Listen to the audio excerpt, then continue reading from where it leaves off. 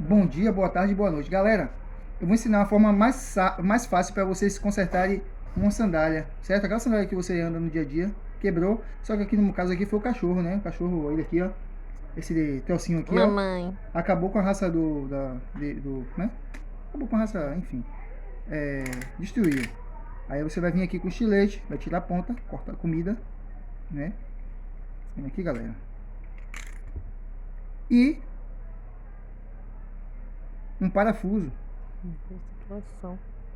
Beleza, galera? Ó, vai pegar o parafuso aqui no meio, vai pressionar para poder aderir e uma chave de fenda.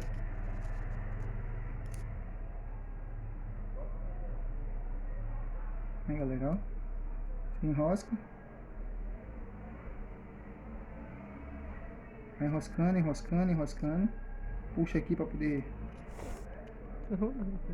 Aí, galera, ó, você criou outra ponta. Pronto, sandália pronta. Beleza? Fui.